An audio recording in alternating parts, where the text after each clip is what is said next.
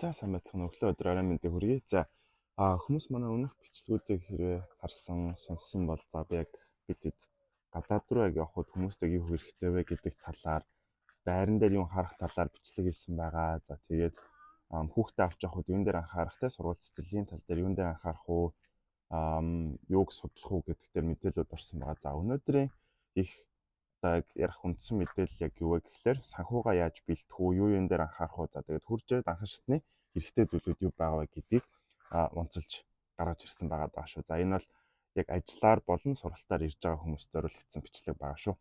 За санхүүгийн нөхцөл дээр бид нар өмнө яг хэлсэнчлэн одоо нэг тухайн улстай очиод нөгөө 2 сарын депозит 1 сар гэдэг шиг ойролцоогоор нэг 3 сарын байрны мөнгөтэй явахд бол болно. За дүүнээс хойшоо сар сараараа төлөөд явдаг гэж ойлгож болно.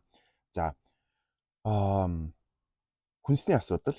За хүнсний ерөөхдөө яг хэд байдаг вэ ч гэдэг юм уу, ер нь багцаа хэд байдаг вэ тооцоолоод үзвэл ер нь би бол өөрөө Монголд амьдардаг, Европод их их хугацаагаараа байдаг. Монгол руу бол за нэг тодорхой хугацаанд яг бизнесийн аялал ч юм уу, яг өөр аяллаа чиглэлүүдээр бол очоод байсан. Хамгийн орох нь бол нэг 8 сарын өмнө бол очоод буцаад ирсэн байгаа. За тэгээд нэг анзаарсан зүйл юу вэ гэхээр Монголд яг хүнсний үн бол нэлээд өндөр байлаа. Ягаад гэвэл ер нь баг хараад үзэхлээр одоо зөвхөн дэлгүүрлэл ороод хараад үзэх юм бол баг 70-80% хүнсний бүтээгдэхүүнүүд бол гадаадаас импортлж орж ирсэн харагдчихжээ. За тэгээд хараад үзэх юм бол мэдээжээр гадаадаас одоо ямар нэг зүйл импортлно гэдэг маань мэдээжээр тээвэрлэлт, галийн татвар, за тэгээд нөгөө бизнесийн орлого гэх мэт маш олон зүйлүүд нэмэгдээд ер нь хүнсний үнэт бол өндөр харагдсан. Одоо жишээлбэл Италид байдаг магадгүй нэг 5-10 евроны дарс Монголд бараг нэг 30-60 евро байх хэмжээтэй харагдчихжээ. Тэгэхээр яг Европод хэрвээ та бүхэн хурж иж амьдарч байгаа бол хүнсний үн бол нэлээд дайжгүй. Тэгэхээр гэртээ хоолундаа хийгээд идээд ах юм бол ер нь Монголтой дүүцэх үз гэж бас тооцоолж болох бүрэн боломжтой. За тэгээд хүмүүст хурж ирээд хамгийн ихний хэрэгцээтэй зүйл бол утасны дугаар байдаг. За тухайн орныхоо амьдарч байгаа орныхоо утасны дугаарыг бүртгүүлж авах хэрэгтэй. За тэгэхээр зарим ихэнх газруудад бол мэдээж нэг утасны дугаарыг бүртгэлийг авахын тулд оршин суух үнэмлэх, за тэгээд гадаад паспорт хэрэгтэй байдаг, үнэгээр бүртгүүлж авдаг байгаа.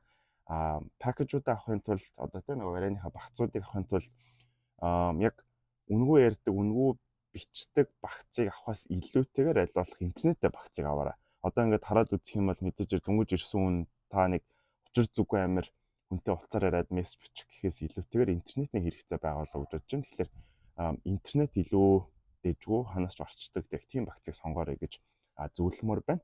Хүнсний дэлгүүрүүдийн нөхцөл төр бол мэдээж нөгөө нэг том дэлгүүрүүд болох Tesco, Penny, Lidl, Aldi, за Costco зарим улсуудад байдаг ч гэдэг юм уу.